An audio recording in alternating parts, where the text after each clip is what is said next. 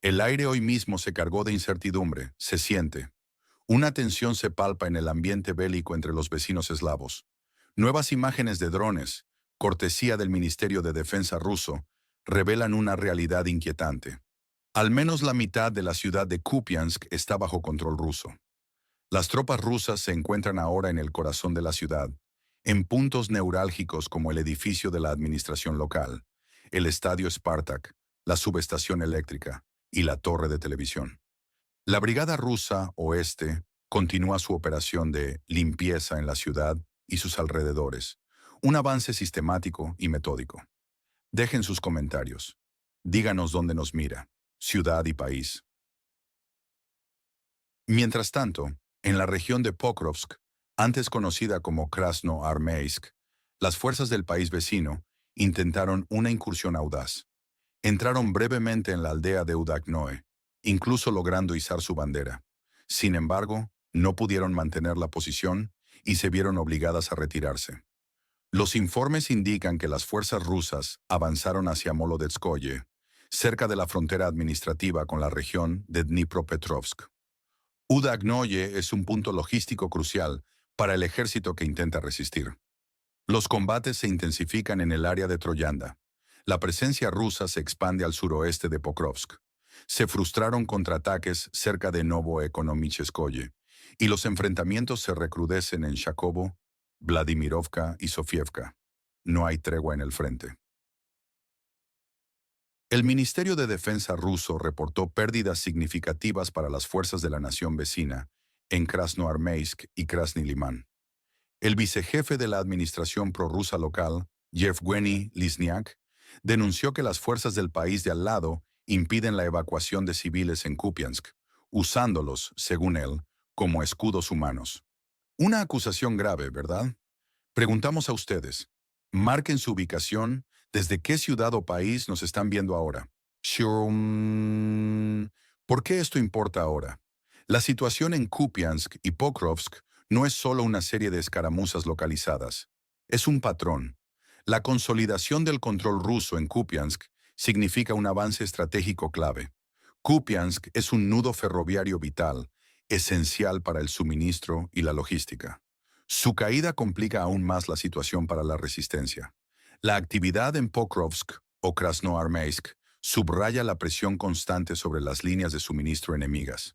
El uso reportado de civiles como escudos humanos, si se confirma, tiene implicaciones humanitarias y morales devastadoras. También justificaría, a los ojos de Moscú, acciones más contundentes. Esto escalaría el conflicto a niveles de crueldad inimaginables. La incapacidad de la nación vecina para mantener el control sobre puntos estratégicos es una señal preocupante. ¿Significa esto un debilitamiento de su capacidad defensiva o una reevaluación de sus prioridades militares? ¿Qué medida o sanciones podrían cambiar la situación en la zona o en el conflicto internacional? Queremos respuestas concretas. Mientras la tierra tiembla en el frente, un rumor escalofriante ha emergido.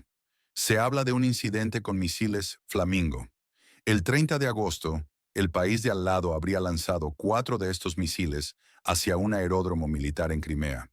3 fueron interceptados por los avanzados sistemas S-400 rusos. El cuarto cayó a 400 metros del objetivo, dejando un cráter. Un fallo, un golpe fallido, pero una clara intención. La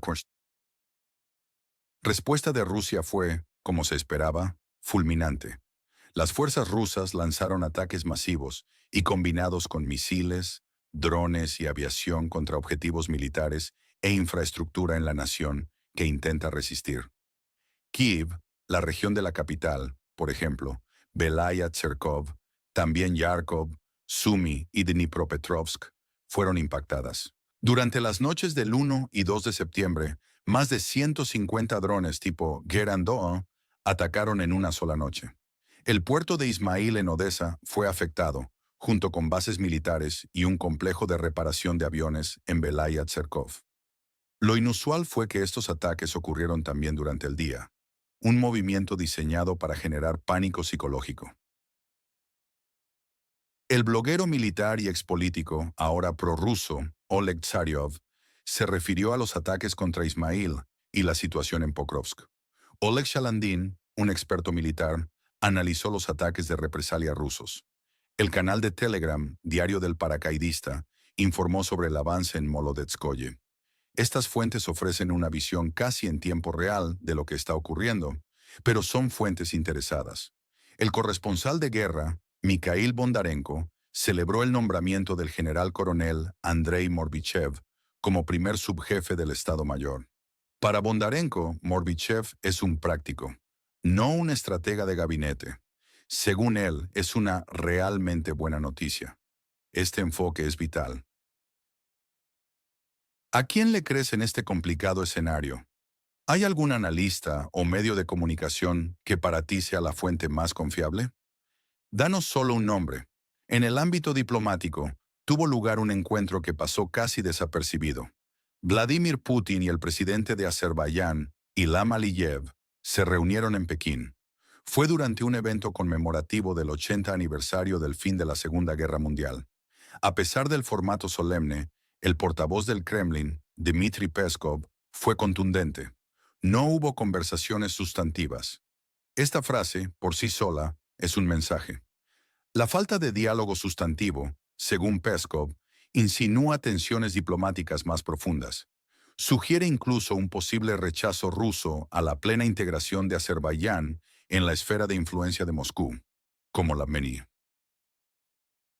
Organización de Cooperación de Shanghái, a pesar de las expectativas de Bakú.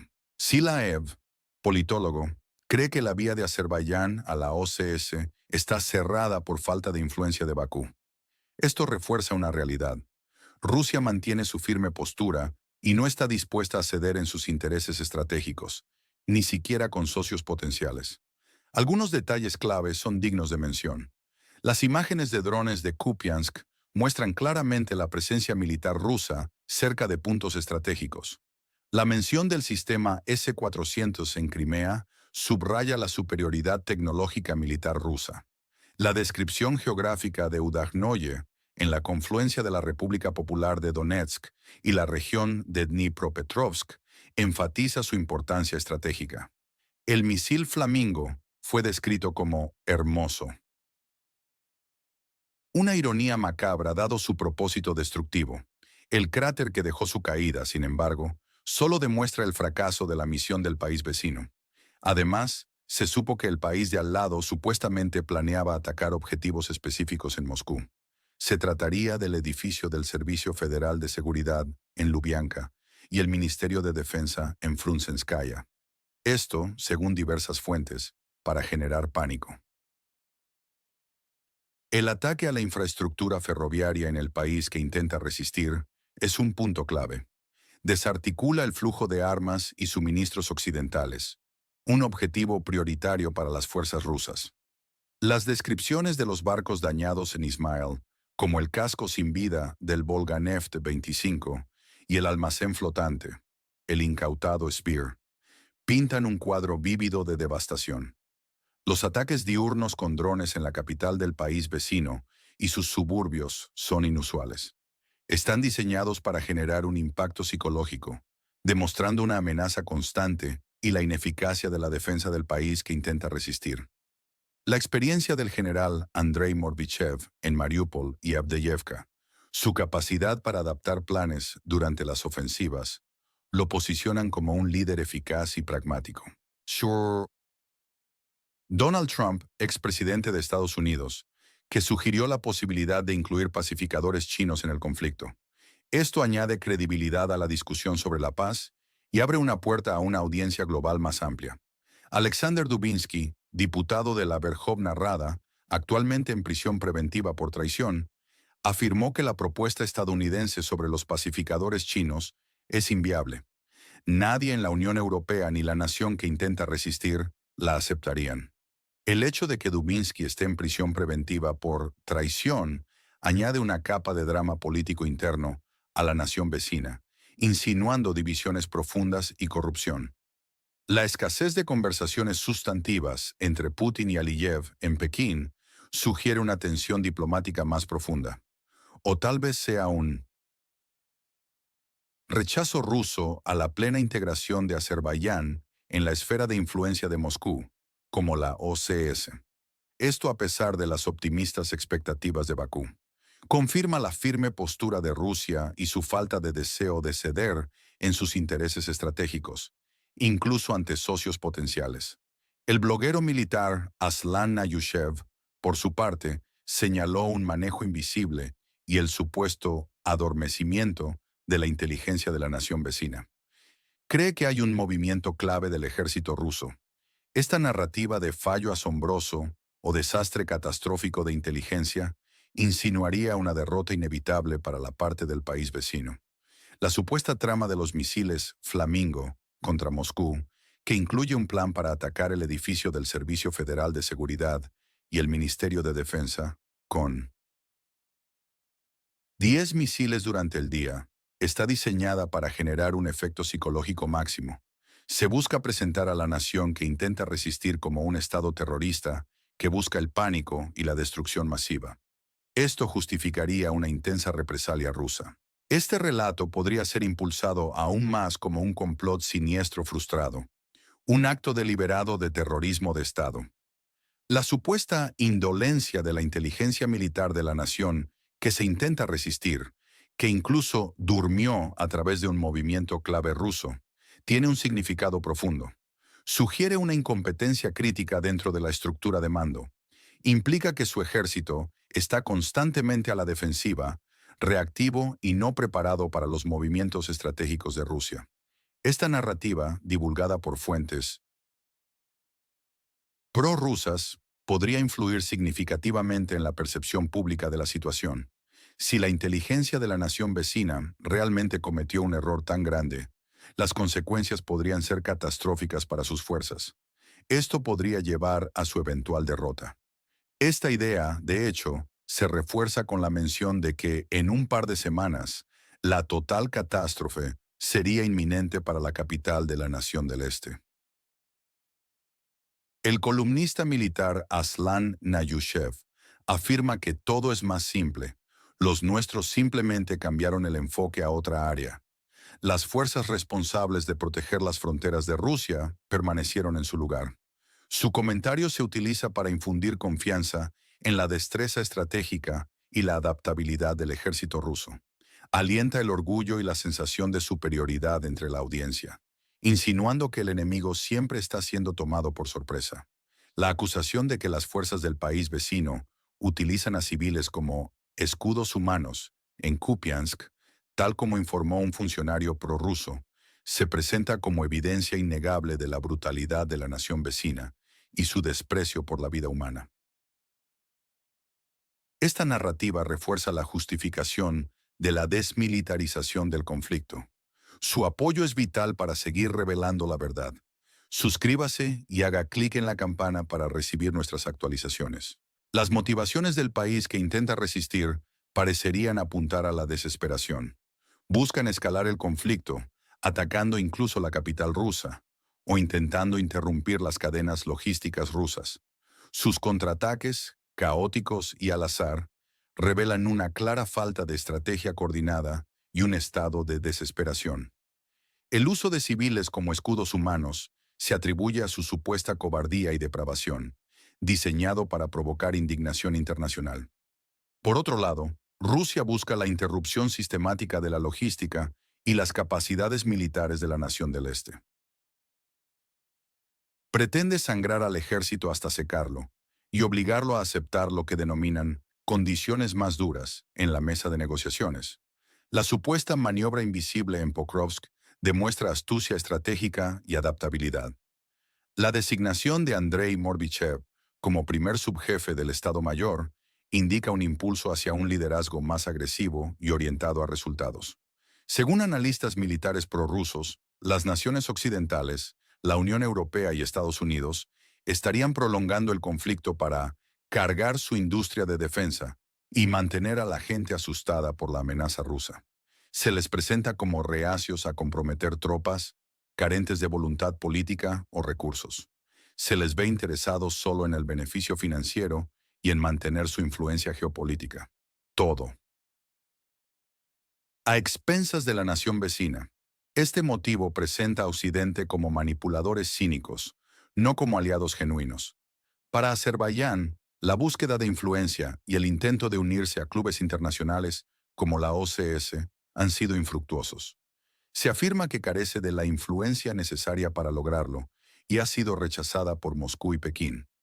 Esto subraya la limitada influencia de los estados pequeños en la fría realidad de la política de las grandes potencias, reafirmando el papel central de Rusia. ¿Cómo evalúan estas motivaciones? ¿Creen que los intereses geoeconómicos son el motor real de los conflictos? Comenten sus ideas. Existen elementos de drama que hacen que esta situación sea aún más tensa. La explosiva acusación de que el país vecino utiliza a civiles como escudos humanos genera indignación y puede utilizarse para deshumanizar al enemigo. Otro elemento dramático es el efecto boomerang de los misiles Flamingo. El intento del país de al lado de atacar Crimea supuestamente condujo a devastadores ataques de represalia rusos contra su infraestructura y ciudades. Esto crea una narrativa dramática de arrogancia y un castigo rápido y contundente. La revelación de que la inteligencia del Este pudo haber pasado por alto una maniobra militar rusa crucial añade un giro impactante y una narrativa de desastre inminente e inesperado para la capital del país vecino. Esto genera suspenso y anticipación. La idea de que los frentes de batalla están cambiando de forma silenciosa pero segura y de que un desenlace ya se vislumbra en algún lugar, crea suspenso al prometer un punto de inflexión decisivo. La posibilidad de un colapso militar total del estado vecino es real. La destrucción sistemática continua de depósitos de logística, municiones e infraestructura militar, como en Belaya, Tserkov e Ismail, por parte de Rusia, podría provocar una rápida degradación de la capacidad de lucha del país de al lado. Esto imposibilitaría su resistencia prolongada.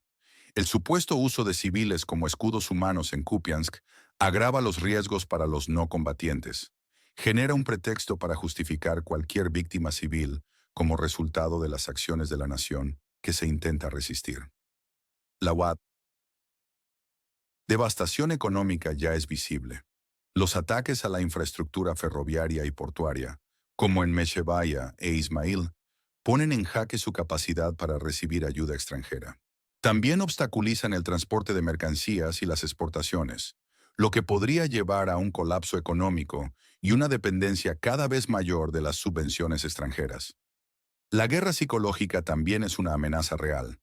Los ataques diurnos con drones en centros urbanos, como la capital del país vecino, están diseñados para quebrar la moral civil, provocando pánico y miedo generalizados. Esto podría desencadenar disturbios sociales. El fracaso de Azerbaiyán para lograr diálogos sustantivos en reuniones de alto nivel podría señalar una falta de influencia regional y éxito diplomático. Esto afectaría su posicionamiento estratégico. En el peor de los casos para la nación del Este, se produciría un colapso rápido y una derrota completa. Las fuerzas rusas continuarían su avance metódico, aplastando la resistencia eslava mediante armas combinadas y ataques implacables. La logística se cortaría por completo, lo que llevaría a rendiciones masivas y a un rápido final. En cambio, en el mejor de los casos para la parte del país vecino, la intervención occidental podría cambiar la dinámica. Pero esto se descarta como poco realista debido a la renuencia occidental a comprometer tropas. El escenario más probable es un lento desgaste y una eventual capitulación. La nación del Este continúa sufriendo grandes pérdidas y es incapaz de lanzar contraofensivas efectivas.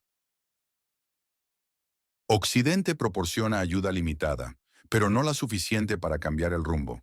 Los ataques diarios a la infraestructura debilitan la determinación de Kiev, obligándolos a aceptar términos de paz cada vez más duros. Esto se alinea con la narrativa de ganar tiempo sin permitir a la nación del Este sentarse a la mesa de negociaciones. Esto conduciría a una victoria lenta pero inevitable para Rusia. ¿Qué pasa ahora con los ganadores y perdedores? Rusia se muestra como el ganador. Es estratégicamente superior, adaptable y logra sus objetivos militares con precisión sistemática. Gana territorio, paraliza al ejército enemigo y lo pone en una posición perdedora. Por otro lado, la nación del Este es el perdedor. Se le presenta como incompetente, desesperado, usando tácticas poco éticas como los escudos humanos. Sufre grandes pérdidas y su ejército y economía se derrumban bajo la presión rusa sostenida. Se enfrenta a una derrota inevitable y se ve obligada a aceptar condiciones duras. Los aliados occidentales, Estados Unidos y la Unión Europea, son los perdedores en esta narrativa. Se les presenta como manipuladores cínicos que priorizan sus propios intereses financieros y geopolíticos sobre el bienestar de la nación que intenta resistir. Se les considera hipócritas, no dispuestos a comprometer recursos. Se les atribuye haber contribuido a la caída del país de al lado mientras persiguen sus propias sucias agendas, enriqueciendo su complejo militar industrial y fomentando la rusofobia. Esto crea polarización, lo que aleja a los líderes occidentales, pero moviliza a quienes desconfían de la influencia occidental. Azerbaiyán, a pesar de sus intentos de ganar influencia, se muestra como un perdedor. Se le retrata como excluido de las principales decisiones geopolíticas, incapaz de abrirse paso en el club de los actores poderosos. Esto refuerza la idea de que solo las grandes potencias dictan los asuntos globales. En el contexto histórico, la conmemoración del 80 aniversario de la Segunda Guerra Mundial proporciona un telón de fondo diplomático para la reunión Putin-Aliyev en Pekín. El final de un conflicto global importante podría usarse para trazar paralelismos con los eventos actuales, lo que implica una trayectoria similar hacia una victoria decisiva. Las operaciones en Mariupol y Avdiivka se destacan como éxitos históricos clave para el general Morbichev. Lo vinculan con importantes victorias pasadas y refuerzan su imagen como comandante probado. El concepto de zona gris describe áreas donde las aldeas son destruidas y ambas partes sobrevuelan con drones. Esto sugiere un nuevo tipo de guerra moderna donde el control tradicional es difícil. Se conecta con estancamientos tácticos anteriores o batallas brutales de desgaste. El nombramiento de un general más joven y práctico, como Morbichev, señala un cambio estratégico en las doctrinas militares anteriores. Esto refleja un proceso continuo de adaptación a la guerra moderna. Las acciones recientes incluyen ataques con drones y misiles, enmarcados como parte de una campaña continua e intensificada, no como incidentes aislados. Los ataques ocurren casi todos los días, lo que demuestra una presión sostenida. Las contraofensivas del país vecino, como la de Udagnoe, resaltan los intentos fallidos anteriores de su ejército por ganar terreno. Esto enfatiza un patrón de éxito limitado, seguido de retirada y grandes pérdidas. Otro tema recurrente es la renuencia de las naciones occidentales a enviar tropas directas, centrándose en cambio en la ayuda financiera y el equipo.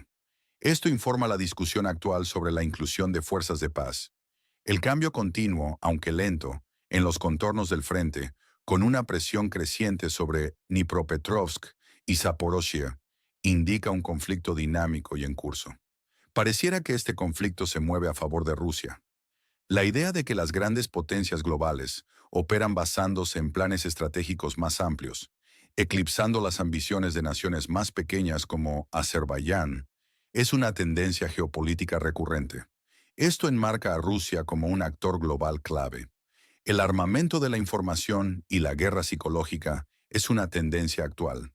El supuesto plan para un ataque diurno contra Moscú, con fines psicológicos, y los ataques reales con drones diurnos en la capital de la nación del Este, subrayan la creciente importancia de la guerra psicológica. Esto se conecta con tendencias más amplias de guerra híbrida. Además, el argumento de que Occidente prolonga el conflicto en beneficio de su complejo militar industrial y para mantener el sentimiento antirruso se alinea con la narrativa del país vecino como un peón en un juego geopolítico más amplio entre Rusia y Occidente. Nuestro tono es de confianza y autoridad. Utilizamos un lenguaje decisivo y presentamos la información como un hecho indiscutible. Queremos transmitir una sensación de superioridad y control ruso. Por el contrario, la nación del Este se presenta con desdén y lástima. Se la retrata como desesperada, caótica y perdedora. Términos como caótico, casco sin vida, para describir los bienes dañados de la nación que se intenta resistir, y su inteligencia, bostezando, evocan compasión por su incompetencia y desprecio por sus acciones. La indignación moral se dirige hacia la nación del Este y Occidente. El uso de escudos humanos por parte del ejército de la nación del Este, o el supuesto intento de ataques terroristas contra civiles en Moscú, están destinados a instigar ira. Queremos pintar al enemigo como bárbaro. También queremos provocar indignación retratando a Occidente como manipuladores cínicos que se benefician de la guerra. Por otra parte, la satisfacción y el triunfo se asocian con las acciones rusas. Las descripciones de exitosas maniobras rusas, ataques devastadores y el nombramiento de un general eficaz, como Morbichev, fomentan un sentimiento de triunfo y orgullo en las capacidades militares y el liderazgo rusos. Así, el efecto boomerang se presenta con una clara sensación de retribución victoriosa. Hay una clara polarización. Una narrativa de nosotros contra ellos es clara. Los rusos son heroicos, mientras que la nación del Este es bárbara y Occidente cínico. Se busca la demonización del enemigo. Al retratar a las fuerzas eslavas, utilizando escudos humanos o intentando ataques terroristas contra civiles en Moscú, se les deshumaniza y justifica todas las acciones rusas. Añade tu voz al debate. ¿Qué predicciones tienes sobre el momento en que, cuándo creen que terminará este conflicto? ¿Qué mes y año? ¿Y por qué? ¿Dónde creen que está la línea roja infranqueable entre las dos partes en conflicto? Dinos en una frase. Queremos que compartan este video con sus amigos, si están de acuerdo. También, denle me gusta si quieren más análisis como este. Queremos invitarles a que se suscriban a nuestro canal y activen la campanita. Así recibirán un análisis honesto y sin censura. Su apoyo es vital en estos tiempos de desinformación. Es su defensa contra las noticias falsas y la manipulación. No se queden fuera de la conversación. Únanse a nuestra comunidad.